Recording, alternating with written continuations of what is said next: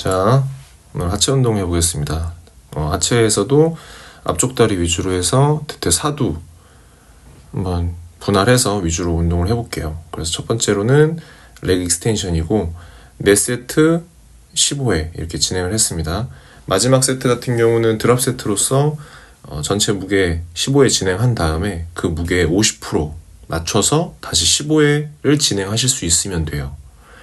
그래서 자세적인 부분을 말씀드리면은 그냥 11자로 뻗으시면 되는데 이제 이걸 차는 느낌이 아니라 들어 올린다는 느낌으로 해주시는 게 좋아요. 요즘은 참 잘 돼 있죠. 저렇게 벨트가 있어서 내가 엉덩이가 이제 뜨지 않게끔 고정해주는 역할을 하는데 또 저게 너무 의지해서는 안 되고 내 무게가 중력 방향으로 눌려서 그대로 내가 앞쪽 대퇴 사두 직근이 늘어날 수 있게끔 하셔야 돼요.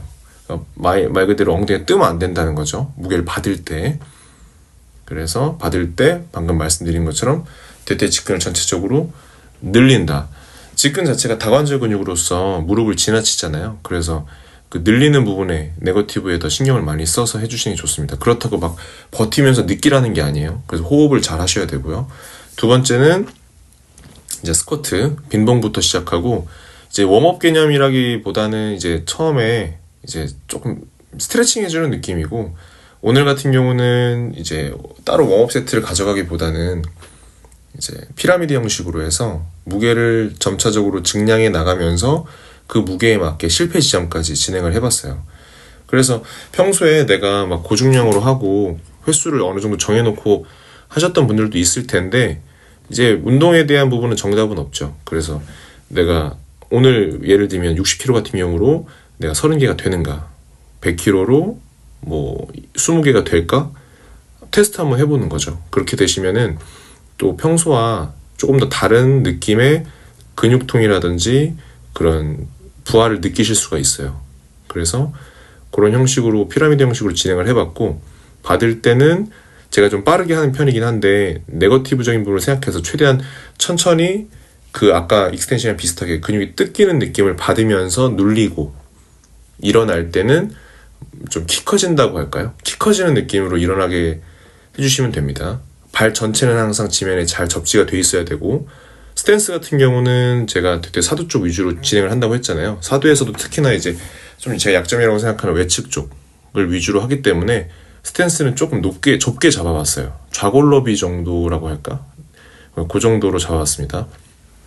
그리고 뭐 벨트나 지금 제가 니랩을 착용을 하고 있는데 저런 부분들이 리프팅에 도움이 된다고 하면은 저는 적극 사용을 권장하는 편이에요. 근데 이제 내가 막 운동을 진행하지 않은 중간에도 벨트를 차고 다니시거나 하는 분들이 있더라고요. 근데 그거는 사실 좋지는 않은 것 같아요. 딱 운동을 진행할 때만 이제 착용을 한 다음에 쉬는 시간에는 이제 풀어주는 거고 자, 마지막 같은 경우는 아예 절반 이하로 낮춰서 저렇게 좀 고반복으로 마무리를 해봤습니다. 실패 지점까지요. 그리고 그 다음은 파워레그 프레스. 파워레그 프레스 스탠스도 동일해요. 근데 이제 아무래도 무게중심이 자유롭다 보니까 발판의 위치에 따라서 부하를 다양하게 줄 수 있는 장점이 있잖아요. 그래서 평소보다 좀 아래의 위치를 두고 진행을 해보려고 하시는 게 좋을 것 같아요. 내가 어느 정도 가동성이 되는 유연성이 된다고 하면은 발을 너무 높이 든다기보다는 아래쪽에 그리고 좌골러비 정도로 스탠스를 잡다 보니까 사실 많이 내리질 못해요. 이 가동 범위에 있어서 많이 내리고 덜 내리고 뭐 이거는 크게 중요한 게 아니고 길이 자체를 전체적으로 내가 잡고 쓸 수 있어야 되는 거거든요. 그래서 받을 때 이 텐션 놓치지 않는 범위 내에서 눌렸다가 그대로 전체적으로 발 접지 마찬가지로 해서 발바닥 전체를 미는 겁니다. 네. 받을 때도 무릎이 막 바깥쪽으로 벌어져서 받으면 안 되고 이렇게 항상 무릎과 발끝을 일치시킨 상태에서 직선 방향으로 받으셔야 돼요. 네. 지금은 니랩을 좀 착용하고 있고요.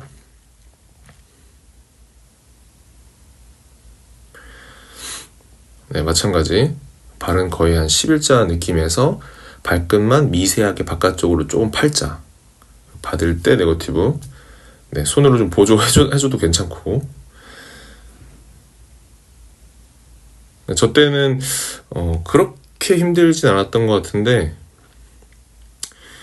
네, 항상 할 때마다 하기 전과 할 때 마음은 좀 다른 것 같아요. 그래서 좀 더 쉬고 싶어서 그랬는지 니랩을 좀 또 착용하고 있고, 쉬는 시간은 보통 한 1분 30초 정도를 가져가려고 해요. 보통은 이것저것 다 뭐 물 먹고 뭐 땀 닦고 지금같이 니랩 감고 하는 시간 포함해서 1분 30초 정도.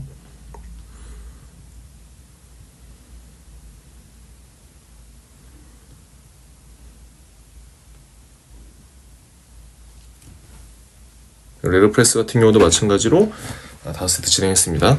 그 다음은 헥스쿼트. 스쿼트 했는데 또 왜 헥스쿼트냐 할 수 있는데, 엄연히 조금 달라요. 그래서 같은 스쿼트지만은 헥스쿼트 같은 경우는 마찬가지로 뒤에 등받이에다가 등을 기대고 하는 거기 때문에 허리에 대한 개입이 좀 더 적죠. 허리의 개입이 적어지니까 반대로 무릎에 대한 부분이 많이 쓰이게 됨으로 인해서 다리에다가 더 부하를 많이 줄 수 있는 장점이 있어요. 그래서 하는 거라고 보면 됩니다. 그래서 4세트 진행했고 보통 한 15개 정도, 세장꽂고는 제가 12번 정도 진행을 했던 것 같아요.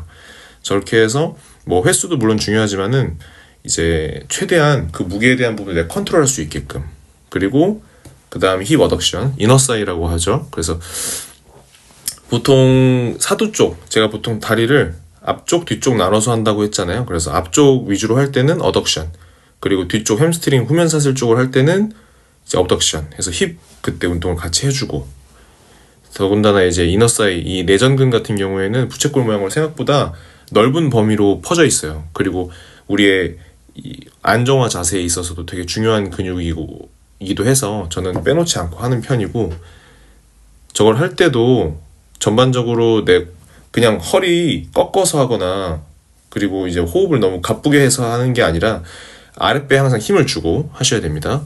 그 다음은 이제 고블리 스쿼트, 덤벨 이용한 고블리 스쿼트인데 프론트 스쿼트 개념이라고 보시면 돼요. 그래서 고블릿이라는 말은 이제 알아두시면 좋은 게, 이 포도주잔 받친 그 자세가 고블릿이라고 해요. 그래서 거기에서 유래했다고 보시면 되고, 그래서 지금처럼 하실 때 받쳐준 거잖아요.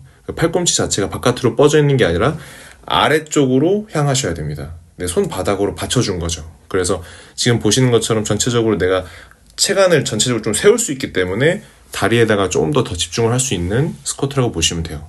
마지막은 이제 버티컬 레그 레이즈, 복근 운동으로 마무리한다고 생각하실 수도 있는데 그것도 맞고요. 근데 이제 보통 다리를 들어올리는 복근 운동 자체가 복근과 다리가 5대5로 이제 부하가 들어가기 때문에 반대로 레그리프트 형식으로 제가 다리 운동을 진행하는 거라고 보시면 돼요. 그래서 다리 운동의 일종으로서 저도 마지막에 해준다, 그렇게 생각하시면 됩니다. 이렇게 7가지 하체 운동 모두 진행해봤고 오늘은 여기까지 하겠습니다.